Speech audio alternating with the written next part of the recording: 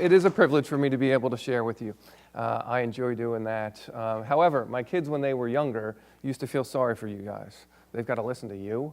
It's bad enough your students have to listen to you, and then they've got to listen to you in chapel. So they would, when they were younger, give me jokes to share with you to try and wake you up a little bit. At least you'd get some fun out of it. So I went back in the annals of what they had shared, and a couple that they shared was one, what is the slipperiest country in the world? Greece. Okay, so then they said, what does an orange do when it's taking a test? It concentrates. There you go. Then one they shared was, where do pirates go to eat food? Arby's. I guess that was, so yeah. So. Well, at least you're awake. That's a good start. So you have heard some great talks this week from people that have inspired me as well. And it is exciting for me to talk a little bit about service. And to be honest with you, each one of you could be up here giving that talk.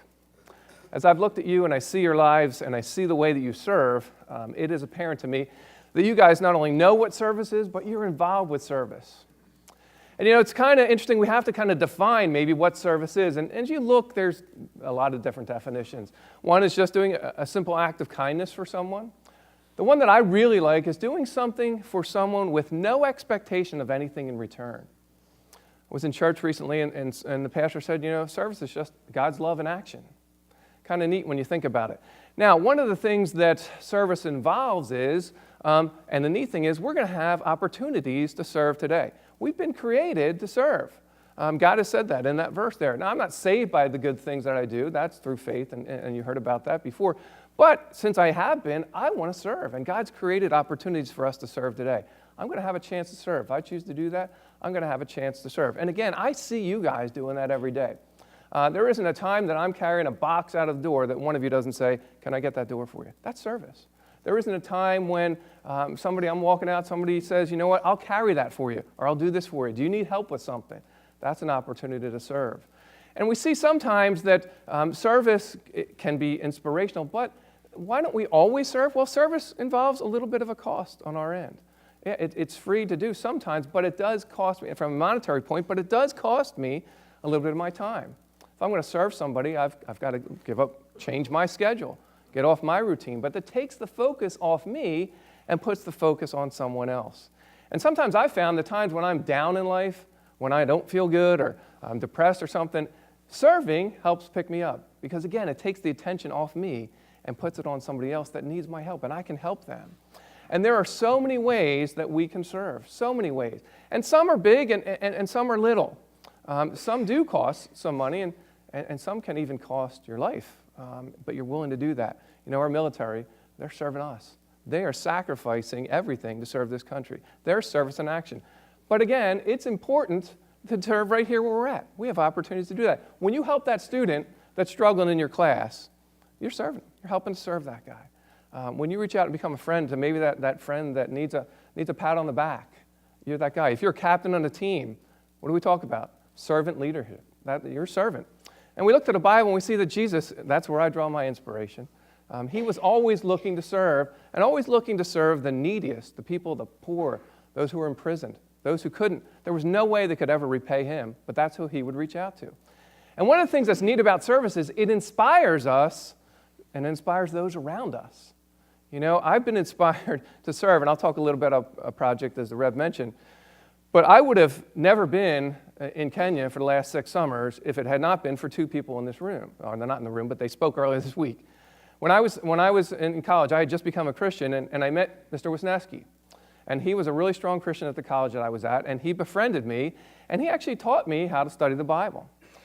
He came over during the summer, our summers off, and he would drive from this area over to South Jersey, where I was from, and he would teach me how to study the Bible. He was willing to give up his time to help me to grow as a Christian. I appreciate that. Then a few years ago, 6 years ago, I was presented with an opportunity to serve. Initially, I fought it. I didn't want to do it. But my son came home from church, and he said, our church is doing a youth group project, and we're going to Kenya. We want to go to Kenya. And I'm like, no, you don't. You don't want to go there. Why would you want to do that? He said, there's people over in Kenya that are dying because they don't have clean water, and we have a chance to make an impact on their lives and bring them clean water and change their lives forever. I want to do it. And I, being the great dad that I was, I said, no, you don't. Why do you want to do that? I argued with him on the way back and forth. He finally said to me point blank, and this is a high school senior saying, I don't care if I die over there, I'm going over there. And I said to him, good luck. Go ahead, I'm not going over there, and I'm definitely not dying over there. So have fun with that. Well, long story short, my daughter wants to go. She's 4 years younger. The church says she can't go unless a parent goes. I look at my wife and I say, have fun over there. I'm not going. Being a great dad, I'm not dying over there. So my wife goes. At that point, all three of my family members are going. I'm staying home, but I've got to come up with excuses to make it look good that why I'm staying home. I don't want people to think I'm afraid to go over there. So I came up with these excuses, and I said, well, we have dogs. Nobody can take care of them. We have a rental house, and they'll have to be there if something goes wrong with the rental house. And we had a new boss at the time. President Rounds was coming in, and I thought, I can't leave. Football camp starts right when I get back. He'll never want me to leave. Along comes Mr. Marilat. And he says, you know what? We'll take care of your dog for 2 weeks. Bad answer. Didn't want to hear that. But he did. He said, that's fine. We live right across. We'll take care of them. We'll do whatever it takes. Okay, great. And then I mentioned to him our place at the shore. He said, give me the numbers of all your electrician, plumber, whatever. If something goes wrong, I'll take care of it. Now I'm really upset. I don't want to go. And then he says, we have the same boss. I think our new boss will be proud of the fact that you're doing that. I think he would want you to go. Sure enough, he was right. Thank you, Mr. Marilat. I was not happy. Wrong answers. But I knew at that point I was fighting God on it. God wanted me to go, so I went. And it literally changed my life. Now, I got to talk to you a little bit about, before I talk about that, there is an emotional toll sometimes when you serve. I've had the opportunity, I've been blessed with the opportunity, and still continue to do that, to work with an organization called City Team down in Chester. And through the years, I've gotten onto their board, and I work helping to mentor and tutor guys who are bound by addiction. Their lives have been shattered through addiction. They're trying to get their GEDs, or they're trying to get out of this addiction. They're in this rehab center. And I got to tell you, it takes a big toll because I've gotten to know these guys and help these guys, and I love these guys. But it can be really draining. I could go down there next week, and the guy that I've spent the last month with helping could have either left the program, or one time I went down, and a good friend of mine was dead. He had relapsed. So there is a cost that's involved with service, but I wouldn't change that for the world because I know I have an impact to change their lives, and I know that that's what God's called me to do. So when God called me to Kenya, there's a picture of Kenya. It is a large country. We went with an organization called Start With One Kenya. They had developed these compact water filter kits. They're a little bit bigger now, but compact water filter kits that literally will take the dirtiest of water and it'll filter that and make it 99.999% free of contaminants. It's kind of neat. Why would we do that? Well, that's what they're drinking. Anybody thirsty? I wouldn't be if I saw that, but that's what those guys are drinking on a daily basis. The average life of a Kenyan is less than 50 years. No wonder. But that's all the hope that they have. Where do they get their water from? Yeah, same place that the animals use as a bathroom. They're walking through it. That's where they get them. But you'll see the pictures of the kits there. Those are the kits that we take to them that will literally change their lives. And again, these guys aren't playing in the water. They're drinking it. And again, it's scary when you think about that. But there's what we do. There's the difference. There's what they're drinking on the left, and there's what, when they use the filter kits that we give them, we teach them how to use, there's what they're drinking on the right. They know now that they've got hope. And your service that you do, whether it's in Kenya, whether it's here, whether it's down in Chester, wherever, your service brings hope. You know what? Your service can change lives. So there we are, we go over and we assemble all these kits and we've got them all, and then we transport them. We have to transport them and we'll go to an area. This was 2 years ago. We had to take 1,000 kits to an island in Lake Victoria, set up everything, and once we set up, we then do a presentation. Now you can't see it, and I don't know how to use the pointer, but you'll see the dirty water on top. So we're doing a presentation to the village. We'll say, go find water. They do, and it's dirty. And then we say, go find some cow dung and put it in that water. Go ahead and do that. They look at us weird, but they do it. There's plenty of it around. They live all around it. It's not like they're living in a hotel or anything. They're out in nature, so they do that. So you can see floating on top, that's cow dung.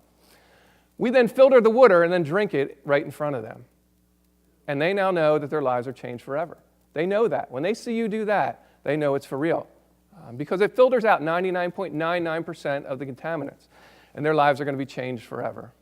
So it's a really neat thing when you think about it. And these are some people, after they've received their kits, there's one of the ones that's fortunate. He lived beyond the expected life. On the island, the life expectancy was 38 years old, and they were averaging having 25 children a month die due to waterborne diseases. And these kits can eliminate those. We went back a year later, and the chief told us not a single child had died that month. That's incredible to think that we have that. And so then And these are the most appreciative people that you'll ever see. They have nothing. And yet I complain about, the shower's not hot enough. I look at my life and I say, man, Lord, what am I doing wrong? But what's also cool is they know their lives have been changed. Oh, how did that get in there? Oh, sorry. All right, so also, one of the things that we've also done, we went through a village, distributed over 15,000 kits in the area, and this is one of the village that we adopted. It's called Gitawamba. Education is the only hope that a Kenyan ever has to advance his life. That's the only hope. The problem was, in this village, it was in the middle of nowhere, their children were having to walk 5 miles one way every day to get to the nearest school. Can you imagine that? I complain I don't even walk. I drive down the main building. What's wrong with that? These guys would have to walk 5 miles one way. So the founder of Start With One got this great idea. There's this dilapidated structure there. In the village, we had 70 families that were squatting in there. There's a whole lot more that were in tents and mud huts around there. But if we could take that and maybe transform that into a school, they wouldn't have to walk 5 miles. Their lives would be changed forever. They would miss school, because it's so far to walk, and they're hungry. They're not being fed. So he decided we do that. So we did that. One year we went over and we made bricks. I got to tell you, it's not like you can say, hey, drop a load of bricks off. You got to make them. So, and you'll see there's the kids waiting to go to school and some of the impact of that. But we made the bricks, and then we laid them. We came back the next summer, and we laid those bricks. I'm so sick of the words level and plumb. That just drove me nuts. You do that 5,000 times. But we were able to transform it into a classroom. And now these guys, their lives, this is a fully functioning school, and their lives have been changed forever. There's a classroom. You know what? It's not fancy. It's not going to, something that you would want to sign up for, but it's what they have. And it literally would change their lives. Again, these are people that have been ignored by the government. These are people that have been shoved out. They had a civil war in 2007, 2008. And 450,000 people got caught in the middle of it. And the horror stories that you hear, last year I've become friends with a lot of people there. I was with a girl who was 17 and can tell you how she's seen people get beheaded right in front of her. It's ugly. It's horrible. These people, talk about impoverished, these people are the most impoverished people I've ever met. There's nothing in this country that could have ever prepared me for what I've seen over there, and yet I had an opportunity, again, to serve. And so what's a full classroom look like? There they are in class. They're getting an opportunity. There's hope. We're bringing hope. And sometimes your service, even though you might not think it's much, brings hope to someone that desperately needs that. And so we were able to do that. And then we went back this year. They said, can you add 2 more classrooms? When that school was founded, they figured out there's 150 kids that it would help with an education. When it opened, they had 450 kids from all over coming to learn because they know that's their only hope as far as that goes. So I had done that for 4 years, and I was begging the Rev. I said, Rev, you got to come with me. You'll love it. My family's going, it'll change your life. So finally, he relented 2 years ago, and he's been with us ever since. And what's neat is we get to work alongside Kenyans. We've become great friends with Kenyans. Could not do the work we do without him. It's not fancy, the building techniques. It's not what we would do here. Probably some instructors, probably some of you would cringe at some of the things that we do. I know the Rev was, but we got to work together. There he is, inspecting his handiwork. I have a new appreciation for building gables, carpenters. It is not easy, as the Rev will tell you, but his work was impeccable. I can't tell you how invaluable he has been to the trip, and his family as well, and it's been such a blessing to be able to do that together. There's his son with him, serving alongside. It's neat when you get to be able to serve with your kids when you get older. That's one thing that I've really appreciated, being able to do that. Let's see, next slide. Oh, and there's what they're learning when they're in those classrooms. Yes. This is what I learned. Okay, this picture haunts me, and it breaks my heart because that's who, if you look around, if it's not for me, who's going to help that person? And that might be holding the door for somebody today. They're struggling, and you say, well, that's something small. Yeah, but that's an act of service. You're helping somebody. You're not expecting anything in return. You're not saying to that person, I'm going to hold the door for you if you hold it for me later. No, you're giving them your time, your energy. It might be something more. It might be working at a homeless shelter. But your service is going to inspire people, but it's going to change people's lives. And I'm so thankful to be able to work at a school where the administration serves, where the faculty serves, and where you as students serve. I got to tell you, you're inspiring to me. You really are. And I am so thankful to see those acts of service every day. And I know our founder would be thankful for that too. I know that he had you guys in mind when he founded this school. I know that. And I know he'd be proud of the fact that you are giving of your time, your energy, your emotions. It's emotional going on a trip like this. I'm shattered when I come back because I'm convicted about how stupid I am when I complain about things. And I look at these people, they've got nothing, and they never complain. I have never heard a Kenyan complain in the 6 years I've been there. I'm going back this summer. I can't wait to get there. I went from never wanting to go there in my life to I can't imagine not going back there because there's people that need help and I can do it. You know, I can help them. I can change lives, and I want to. But you don't have to go to Kenya to serve. You don't have to go to Chester to serve. You can serve right here. And I would encourage you to think about that. Let's see how we can help with each other. Let's help lift that man and boy up. That's through service. If we can do that together, not only will we change Williamson, but we can change the culture around us and everything that we've done. And then this is just a reminder to me, again, a picture that haunts me. When I'm complaining, when I'm saying, oh, woe is me, get the focus off myself and help somebody that needs help. And together we can help make Williamson better, and we can help make the community around us better. So hence my talk on service. Thank you so much. I really appreciate it. God bless each one of you.